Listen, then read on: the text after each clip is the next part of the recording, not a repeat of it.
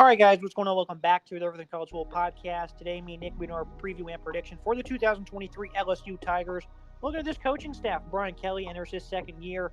Great coaching record of 273 wins, 100 losses all time. He's been a head coach since 1991. Mike Denbrock, his second year after coming over from Cincinnati. He was with Brian Kelly at Notre Dame from 2010 to 2016. Matt House, former Kansas City Chiefs linebacking coach, his second year as well. The Tigers overachieved a bit in year one. National title expectations with 12 returning starters. And you start with this offense, Nick. Really good offensive season to go. Mike Denbrock, I thought him coming over from Cincinnati, spending the past 4 years working with a quarterback in Desmond Ridder, would do some great work with Jaden Daniels, a very similar player in terms of stature and skill set. 6'3", 200, a true dual threat, who's a smooth, elusive runner. Showcased great willingness as a runner. Bailed the pocket a lot less than you'd think for his rushing statistics. Has a big arm, trusted his protection and his pass catchers. Throws catchable balls in contested coverage. Great ball security. But the biggest problem here is that LSU has a true quarterback battle on its hands. Garrett Nussmeier, fans told us about him a season ago. Last offseason, that is, when we made our preview. He really shined in the last 2 games of the year when he was given the keys. Daniels was hurt, played that first half of the SEC title game. Nussmeier, he played that second half against Georgia, and he lit it up. This guy throws off some legit heat, big-time arm, great ball placement, a confident gunslinger mentality. The arm talent does not waver on the run. He can make plays moving backwards or under duress. What are they going to do here, Nick? Because Daniels, obviously, this is a guy that was actually very efficient a season ago, was a really good runner for them. But Nussmeier, man, when you watch that game against Georgia, I want to see more. Yeah, I certainly think Daniels got to be the guy to get the key to the offense here, but Nussmeier is a fantastic quarterback. I think he really has some extreme talent to work with. He's a very talented quarterback. I like the arm, ball placement, very confident, 6'2", 194, not bad size at all. I think Daniels, the true dual threat ability with Daniels is what you really got to notice here. I mean, he had 885 yards on the ground and 11 scores. He was the leading rusher for the LSU Tigers the past season, which is certainly an impressive number when you look at that. Overall, really solid passer as well, 17 touchdowns to 3 interceptions for Daniels. He's the full package. I think he's got to be the starter this year. I think there's just too much talent with Jaden Daniels, but I certainly think Nussmeier can continue to learn the offense and sit for another year, and there's certainly no issue with that. Now you look at the running back duo or trio, really the entire room. Josh Williams, a mean physical power runner with elite ball security. Armani Goodwin suffered a knee injury, but he has some good breakaway speed. Noah Kane, another power runner that contributed in spurts. John Emery was away from the team in spring, focusing on school. He's expected to return this fall. Logan Diggs, they picked him up here from Notre Dame, 1,000-plus total yards a season ago. Sturdy in pass protection, a consistent runner. They also have Trey Holly, an incoming 4-star, really light things up in the high school ranks. I think this is the nation's deepest running back room, Nick, in terms of options. Now, they don't have an Ohio State or Michigan duo that's going to put them in the top, 5 or top 3, I'd say. But this is an incredibly deep room on the depth chart. They have plenty of options for days, and I think efficiency is certainly going to be on their side. Certainly is a deep room. There's a lot of talent here. I think Josh Williams is a fantastic runner. I like what he can do. Good ball security, nice physical powers there. I think there's a lot of potential there with Goodwin, Kane, Emery as well. Diggs is solid at Notre Dame. Him coming over is solid. Trey Holly, a fantastic incoming recruit who's got a lot of potential as well. The run game, certainly, they didn't rely entirely heavily on it last year. They had Daniels to really kind of help with that. I think Williams had a good year, right? 5.5 yards per carry and 6 scores. Kane had 10 scores, 5.4 yards per carry as well. So there is some balance there. I think this is a solid rushing attack that has some here. I like the balance they have. Now you look at this receiving core. Malik Neighbors, good straight line speed and quickness at the line of scrimmage. Great body control when adjusting to the ball. Tracks the ball very well. 6'1", 195. He's a dangerous playmaker in the open field. Great vision and has the creativity to expend plays. Kyron Lacey, the former Louisiana Lafayette transfer, good adjuster to the ball. Brian Thomas has some good hands, some nice fluid movements that allow him to separate across the middle. Aaron Anderson, an X5 star that transfers out of Alabama, missed spring ball. Chris Hilton, an explosive athlete. Landon Ibita, great speed for him. Kayshon Boutte, Nick, this was a guy that was expected to be a first-team All-American nationwide last year. They struggled to get him involved significantly. Missed the game against New Mexico. They just never got him involved. He had 2 games of 100-plus yards. Against Florida, he showed up, and against Georgia was the other one. They just did not get him involved, which was certainly concerning. But these other guys certainly stepped up. Do you have any notions about this offense moving forward? Because that was certainly concerning to see this elite player not live up to his potential, and that ultimately costed him come draft season. Malik Neighbors, though, did have 1,000 yards, and I think they have some nice, solid depth here at this receiving core. Certainly what happened with Keyshawn Boutte this past season is certainly something to look at. We talked about him at length in our preview last year. You and I both thought he was going to be a top 10 draft pick. I kind of threw him in that 7 to 8, 9 range where I thought he was going to get taken. Obviously, that's not what happened. He ended up in 6th, 7th round range, right, when it was all said and done. Had a couple drops in the game against Florida State week 1, kind of walked off the field, posted stuff on social media as if he was transferring mid-season, and all that stuff that kind of went on with that. Just a disappointing season for him overall. Neighbors definitely stepped up in his absence. I think that's something that's promising. He had 72 receptions, so certainly he got a ton of targets right. The targets that should have gone to Boutte were going to Neighbors. I mean, 1,000 yards receiving is not a bad number, certainly at all. 14.1 yards per catch and 3 scores for him. I think there is some potential. I think Lacey has some potential. I think he's a solid piece in there. He had limited touches last year, but he had 268 yards total and 11.2 yards per catch for him. So there is some talent. I just think there's a lot of question marks wide receiving core. I think it's definitely one of the bigger question marks SEC is what type of talent and production we're going to get out of this LSU wide receiving core. There's plenty of tight ends in college football that are just born to play football, and that is Mason Taylor, a true freshman a season ago. He really shined. A great athlete for the position, great hands and toughness to win contested catches, separates very well on out routes, really good in the open field, 6'5", 245, son of Dolphins legend Jason Taylor.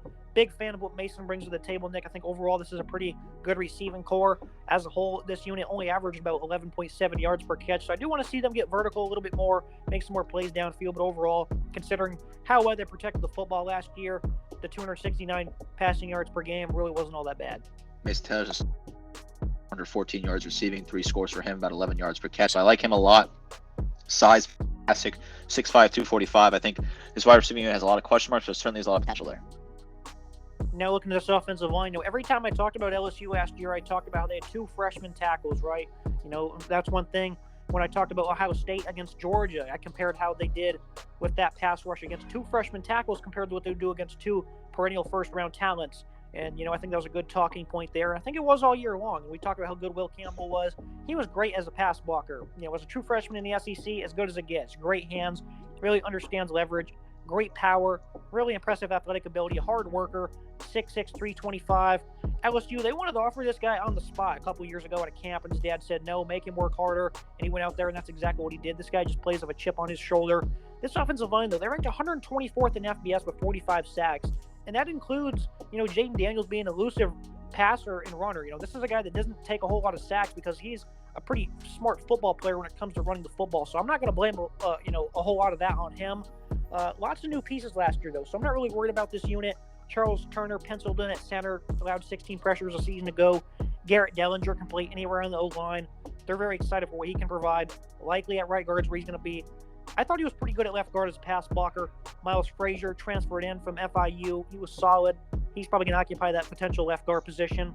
Added Mason Lunsford from Maryland, 6'7", 305. He was good for the Terrapins last year. Emory Jones, he was that other true freshman tackle at the right side. Struggled heavily, allowed the 10th most pressures in FBS. DJ Chester, the number 1 ranked interior offensive lineman, he's going to join the fold. Overall, a good offensive line, Nick. Plenty of growth on the table. Like the versatility, but I want to see that sack number cut in half at the most. There is some talent, certainly on the offensive line. I think Will Campbell's fantastic left tackle. I think he put Frazier at left guard or put Lunsford at left guard. I think that's a solid piece. Dellinger flipping him to the right. Concerned about that. I wonder how that's going to work. Charles Turner at center, not a bad piece. Certainly some question marks here. Those sacks numbers, certainly that's a number they got to try and get certainly significantly below where it was. I think this is a talented offensive line. It's got a lot of potential. Starting 2 true freshmen tackles, Nick, in this conference is an incredibly bold move, but I think it's one that's really going to pay dividends for Brian Kelly that not a lot of people are going to talk about. So what are your thoughts on that? I think it is very interesting. I like the idea. I think there is a lot of talent here. I think Brian Kelly knows what he's doing. I think it obviously worked out in some regards with Will Campbell, but there was a little left to be desired with Emory Jones. I trust what he's doing. I think Brian Kelly knows what he's doing, but that was certainly a gamble. Of course, that pass protection needs to progress at a pretty good rate. For me, I love the backfield depth. I think the receiving core is pretty solid with a perennial first-teamer and Malik Neighbors, and then I think the quarterback battle is something that might work against them, but I think all in all it's going to work out for Kelly and the staff. Is A good, or are you going to bump it to an A+? I think A is right where this is. I think, bumping to an A+ are probably a little too much credit, because I just get a little concerned about the passing unit. I think there is some question marks there, certainly, and you got to find a better pulse through the air. I think the running back core is great. I think Daniels is a fantastic quarterback, but I think A is right where this team belongs. Now, looking at the Tiger defense, this is a unit I was very excited to see a season ago, and I think for the most part, there was a little bit less than desirable because I thought they would be top 10 unit. But maybe I'm being a little bit too harsh. I think that what they have in Matt House, that's great. This is a guy that's a great linebacking coach, has already developed some of these guys. Harold Perkins, one of them, uses a variety of schemes. Mainly that 4-3 is what they like to plug into, though. 13 departures in the portal, 6 defensive backs, 5 linebackers, 10 additions, some impactful performers joining this team we'll talk about. 4 in the back end, 5 on the defensive line. They return 5 starters. They lose their leading tackler. They also lose an impressive defensive tackle, 2 great edge rushers, and 3 defensive backs. So lots going on here, Nick. They had a big year last season in the portal. And again, though, this defensive line, some heavy portal work in this year's cycle. Braden Swinson provided to be a valuable pass rusher for Oregon. Ovi Ogofu, plenty of experience and consistency. Savion Jones was a quality run stopper and a good producer, 6'6", 250. They also got Paris Shan, 6'5", 290. I thought he was solid for the Arizona Wildcats. Short up the edge rushing significantly. Jordan Jefferson, 6'3", 310 from West Virginia, has absurd strength. He wards off double teams like it's nothing. He had a great year this past season. Jacoby Gilroy also has great strength. This is an elite defensive line, Nick, because I haven't even talked about Mekhi Wingo and Mason Smith yet. What are your thoughts? I'm going to let you chip in here because I think this is an insane defensive front, one of the nation's best. This was a great defensive front last year. It's a great defensive front this year. I think this is one of the key things about this Tigers defense. They got a fantastic front seven, certainly fantastic defensive line. Savion Jones, fantastic player, 23 total tackles, 6 tackles for loss, 4.5 sacks. And he had limited snaps. So I think he's a fantastic piece to keep an eye on. And I think there is some serious talent here, top to bottom. One of the best defensive lines in the nation. And they added pieces. I think Swinson from Oregon is a great add. Picking up very underrated player in the Mountaineers defense. One of the few bright spots. I mean, his size is just fantastic at 6'3", 310. So I think he is fantastic. He really dominated last year. This is a great defensive line, and we haven't even highlighted Wingo and Smith, like you said. Wingo coming over from Missouri a year ago, a good interior pass rusher with a high motor, overall a high effort player. Ex-wrestler, showcased that great balance, great punch and hand usage, 6', 295. Mason Smith has great closing speed with quickness, to track from behind, some good length and power. I like his motor as well. I think he has a nice spin move, needs better balance. Again, I mean, this is just phenomenal. I think they're great in terms of defensive line. They got 4 guys that can step up and make an impact on the rotation. The pass rush is terrific. And then you throw in Harold Perkins, who went berserk in the second half of the season. 12 of his tackles for loss, 7 of his sacks came across those final 7 games. Elite speed, who tracks from sideline to sideline with intensity. Elite athlete with great pursuit and closing speed. They used him a lot as a patroller of the line of scrimmage against those mobile quarterbacks, as a spy with his traits. And man, Nick, it paid dividends. You watch that Arkansas game, Malik Hornsby, that's all he could really do that day was run. It wasn't happening against Harold Perkins. Mekhi Wingo, fantastic player, 47 total tackles, 6 tackles for loss, 3 sacks. Harold Perkins, unbelievable what he did this past season. I mean, the amount of talent out of a true freshman, we haven't seen anything quite like that from a true freshman in a very long time. 72 total tackles, 13 tackles for loss, 7.5 sacks from a true freshman. Just absolutely lit it up the second half of the season. Just a true star in the making. They got 2 more years of this guy. He is going to be so talented this year. The sky's the limit for a talented player like Perkins. I think they use him perfectly. I think, like you said, that kind of spy role is fantastic for him. Elite sideline to sideline. Fantastic player, great against mobile QBs. The 13 tackles for loss is just an impressive number. He could get to 20 tackles for loss this year. Certainly double-digit sacks. Certainly on the table for Harold Perkins, a very talented player. A Will Anderson type season seems to be the expectation. You look at the rest of this linebacking core, Omar Spates. Anytime we talked about the Beavers out in Corvallis, Spates was at the top of that list on this defense. Highly productive veteran from Oregon State. Good technique, never over pursues, showcase some good feel in zone, especially as a spy. 6'1", 233. They also have Greg Penn, who's a good diagnoser, who got better during the year. West Weeks, some great athleticism, both quality tacklers and run defenders. These were 2 guys we talked about last year as depth pieces. They're going to have enhanced roles this season. But I think, overall, Nick, this is a front 7 we've raved about. Don't have a negative thing to say about it. But the run defense certainly struggled. They gave up 255 to Georgia, 274 in a loss that ended their playoff hopes against A&M. Playoffs were on the table, Nick. They went to College Station and lost to a bad A&M team. Gave up 200-plus to Tennessee and Florida. They got absolutely throttled in that game against Tennessee. And that's where things really flipped for them. Ended up winning the West regardless, though. As good as they are in the front 7, I want to see them do much better against the run. Certainly, I think if that's the one negative you want to grab, it is the run defense. I mean, about 150 yards per game, 63rd in the nation. You want to see that number increase, 275 against A&M, which is absolutely terrible. With a playoff spot on the line, you got to step up there and perform better. That's the one negative I'm going to say here. The only negative really for me is the fact that the run defense was not fantastic at times, but overall I think this is a very talented front seven, one of the best in the nation. There's just so much production potential here, so much talent in Baton Rouge. Very nice front seven, very good defense overall. I do want to mention the 29 sacks. I think this should have been a much higher number of B.J. Ojulari, Ali Gay there. Those guys depart. If it wasn't for Harold Perkins being a saving grace down the back half of that season, I think this pass rush really would have had a much lower grade. This was a unit that was not good. 0 against Tennessee, 1 against Florida, 0 against A&M, 0 against Georgia. This was just not a good pass rushing unit, Nick. So I definitely want to see that progress. And Harold Perkins can't be the only one. So the talent is there, but they have to progress in that area. I certainly agree. I think they need to get more sacks. They should be, in the 40 to 50 range, in my opinion. I think 29 is just too low. I think having Perkins step up and have a huge season could certainly help with that. But the pass rush certainly was lacking last year. Look at the pass defense. This was a unit I think they added like 6 or 7 guys last year in the portal. A lot of veterans, a lot of good players.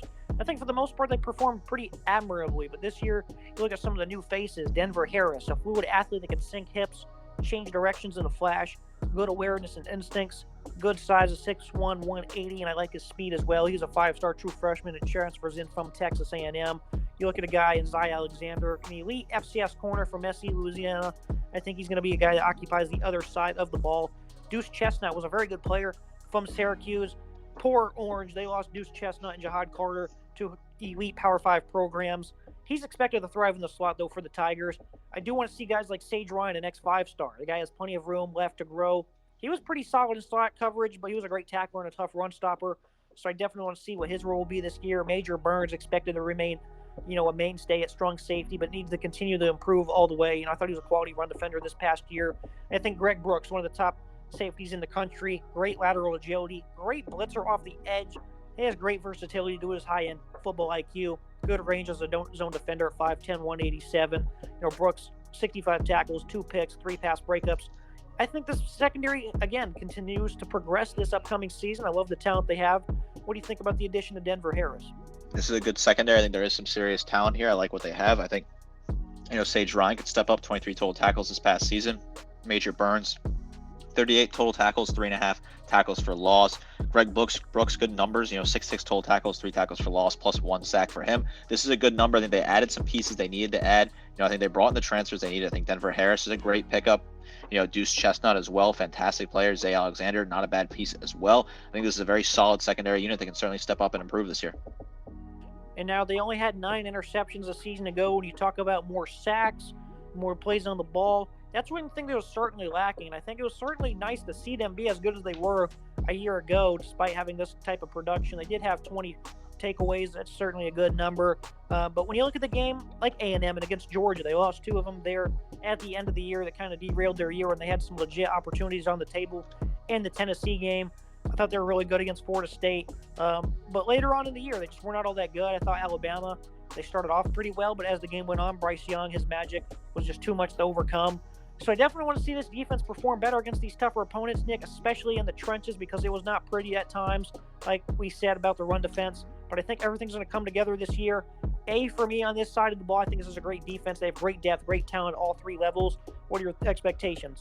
Certainly it's a talented defense. I think the front seven is one of the best in the nation. There's a lot of talent there. They can get after the quarterback. I like the production potential there. I think the secondary has some room to improve. I think they hit the portal. I think Brian Kelly addressed the issues and brought guys into Baton Rouge who can really help out on day one. I think this is a solid team top to bottom and a great defense. Look at the schedule preview and prediction. As long as the offensive line progresses as expected, the only potential obstacle would be figuring out who's the best option at quarterback. That could certainly be a backdrop, but this team is amongst the nation's best in terms of depth at skilled positions. The defense will rank among one of the nation's best, but great depth in the front seven, absurd defensive line. Secondary features some turnover, but progresses, they have some great upside at the same time. I think they're going to lose in Orlando to Florida State, Nick, in a game it's too close to call. I believe they're favored in, and I think November 4th at Alabama's a trip up. October 21st, a week before that traditional bye week before the Bama game, Army. That's a very interesting game. On the road at Ole Miss, that's going to be a very tricky contest as well. Overall, though, this is a very easy schedule for LSU. I think this team can easily go 15-0 and win the national championship, but I do have them just falling to Florida State and Alabama. No real reason why. I just think Florida State's going to be a better football team in Orlando, It's also going to be a home game for the Crimson Tide. I agree. I think that's a perfect schedule prediction for me. I think 10-2. I think Florida State beats LSU. Right now, the spread is 2.5 in favor of LSU, according to Caesars Sportsbook. I think that's a very interesting line. Certainly, traveling to Orlando should be a pro Florida State crowd. We saw Florida State go into the Superdome in New Orleans last year and beat LSU. Certainly was a wonky game with some crazy things that happened at the end, but that's a hostile environment. That was essentially a home game for LSU. They travel really well. Obviously, Baton Rouge, New Orleans, about an hour away from each other, so certainly a tougher trip out to Orlando here. Sunday night, prime time. Florida State, this could be their coming out party. Certainly, they have a lot of expectations, their national championship expectations, certainly. And traveling to at Alabama, it's tough to beat Alabama in Bryant-Denny. The last team to do so was LSU with Joe Burrow. I think it's a tough ask to beat Nick Saban all at home. I think it's going to be tough for Brian Kelly to get him back-to-back years. Certainly you got to remember there were some mistakes that Alabama made late in that game, and LSU got lucky on that two-point conversion in OT. Jordan Battle made a bad read on that. If he just read that play a little bit better, he could have made that tackle and prevented that score that won LSU the game. Ultimately, overall, this is a schedule that's about par for LSU, right? They get a lot of their tougher games at home: Auburn, Texas A&M, Florida, Arkansas, all at home. The road trips outside of traveling to Alabama, at Mississippi State, at Ole Miss, at Missouri, the SEC road draws are not terrible at all by any stretch of the imagination. Of course, traveling to Orlando and traveling to Tuscaloosa, very tough games. This is a very talented LSU team. They certainly could be contending in the West. Last year we said they had the potential to contend. We didn't know if they would, but they ended up winning the West. So there's a lot of potential here with this LSU team. But I think, Florida State and Alabama just have too much talent right now for me, and I'm going to be conservative and pick those two teams. I certainly think it's a very interesting year for LSU. Brian Kelly is certainly building this team in the right direction. I didn't know if he was the right hire when they brought him in. Last year, I didn't think he was a good culture fit, but obviously, that shut me up the first season as they won the West. I feel like Brian Kelly was an A hire. He put in a tremendous amount of guys into the NFL despite not having the best recruiting classes. I think every year is ranked outside of the top 10, so I figured coming to LSU, he was going to do wonders, getting a head start on that. That Florida State game really is interesting. The Tigers, like you said, 2.5-point favorites at the moment. We'll talk about this one in August more in depth, but they hosted Florida State a year ago. They got invaded by those FSU fans, and their offense got completely stifled. So why do you think the sportsbooks see that as a favorite opportunity now that they have to go to hostile territory in Orlando? I certainly think it's because the potential on the defense. I think Florida State has a lot of potential on offense, but there are some question marks with Florida State. I think the defenses are both the two strong suits of these two teams. I think the Florida State defense, LSU defense are quite fantastic. I think the books are looking at LSU here. They want revenge, right? They have national title hopes. Obviously, LSU has a lot to be desired after the disappointing way the season ended. When they beat Alabama, it seemed like they were going to be cruising their way potentially to the playoffs. They had so much potential there. Lose to A&M. They put up a great fight against Georgia, but ultimately lose the SEC title game. And for a bowl game, kind of a meaningless bowl game, they didn't even get a New Year's Six bowl. So I think LSU is certainly motivated. I think Brian Kelly and his squad are motivated. So that's why I think the books are giving them a favorite here. But also I think, Florida State should be the favorite in this game. I'm a bit shocked, just like you are, that it's 2.5 right now for LSU, but it is certainly a toss-up. That's going to be it for today's episode. Make sure you guys like, comment, subscribe. Nick, as always, appreciate you joining. Thank you so much. LSU just won on a 2-run walk-off, by the way. Really? Yeah. Oh, shit. 2-run jack. I got to fucking retweet that shit. That's sick. All right, just guys do for tonight. Yeah, because I'm going to go mourn this fucking loss. Poor guy. All right, that sounds good. I'll get to the Zap. Go Tigers. Back tomorrow with the betting. Back tomorrow. Hell yeah. All right. I'll see you Sunday. Yep. All right, sounds good.